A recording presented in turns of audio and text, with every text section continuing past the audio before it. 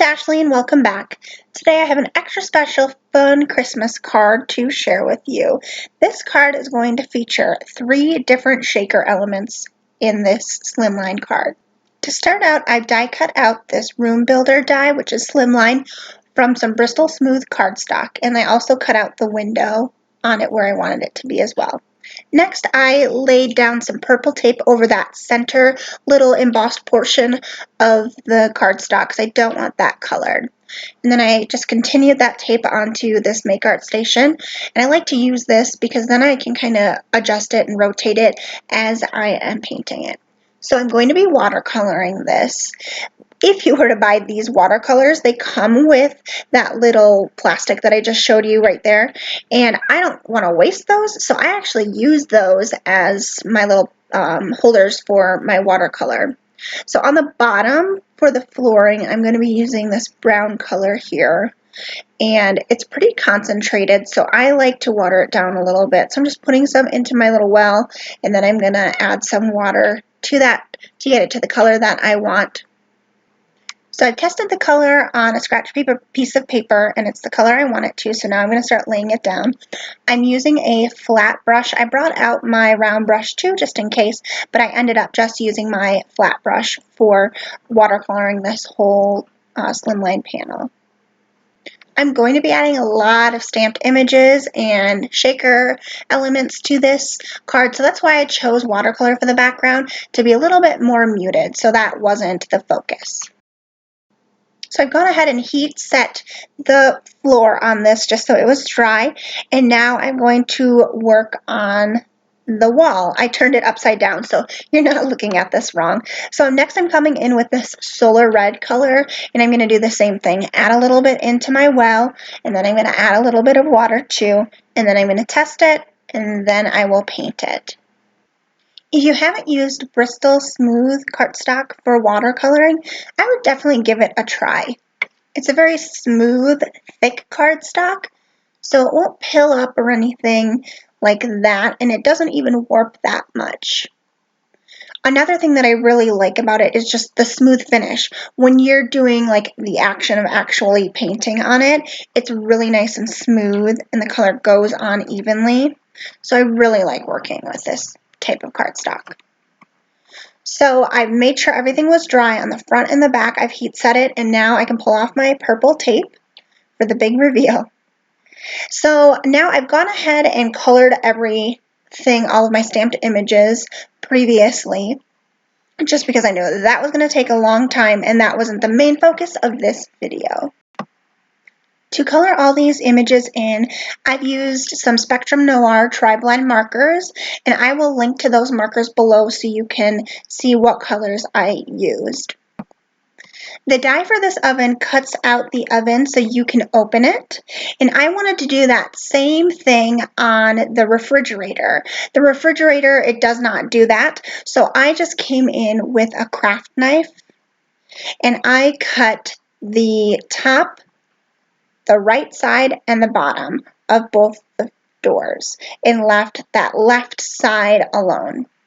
Then I came in with my little scoring board, and I scored both of those doors so they would open just like the oven does. Both of these elements are going to be 2 of the 3 elements that are going to be shaker. So now you can see I'm just making sure that fold is there, and you can see how it's kind of coming together here. So I have those 2 shaker elements. And I've cut out some clear acetate too, so I'm ready to go for the backs of those. And I'm using some 1/4 inch like score tape. It's a strong adhesive to glue down or to adhere down my acetate. And I'm just using this because it's really nice and thin and fits perfectly around these little borders.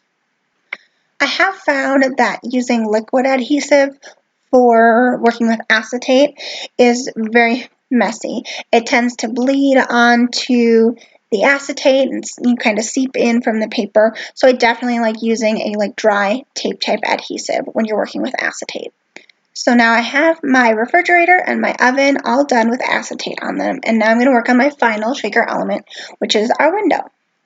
I'm going to go through the same steps as before. Now lay down some 1/4-inch tape and then lay down the acetate on top of that. And then I'm going to go in with this one and lay down my foam adhesive. So I've started laying some of that foam adhesive down right around the shaker element, and then I'm going to lay foam adhesive down on the rest of it, just so it's even when I'm laying it down on my card base. Once I'm done with that, I get to do the fun part of adding my shaker bits. Now the shaker bits that I'm going to put in the window are going to be different because I'm going to make that look like it's outside. But I'm going to add fun little shaker bits in the fridge and the oven. And those I'm just going to use a whole bunch of different kinds.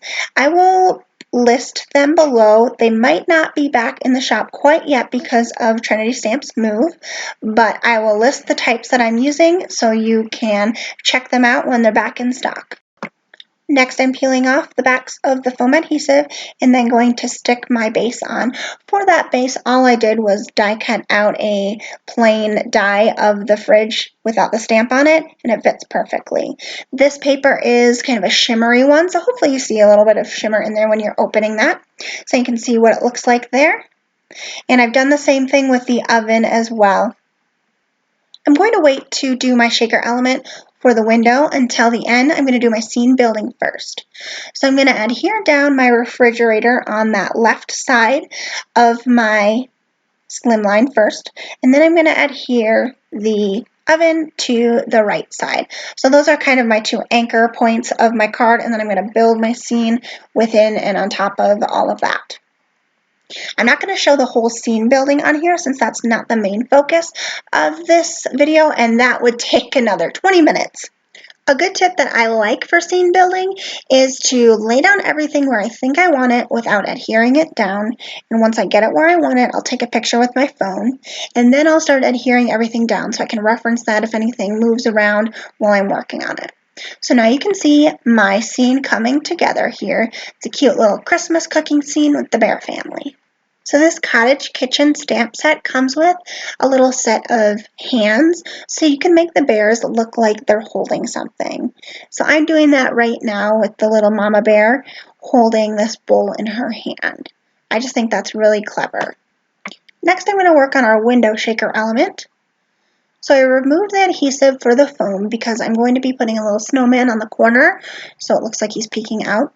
So I'm going to be adding these sequins in first, and again I will try to link to everything so you can check it out. And there's my little snowman, so it looks like he's peeking in the window from outside. Then I'm going to lay my slimline card back down. Alright, and then here's our card. So we have our 3 shaker elements. Here our refrigerator can open and shake.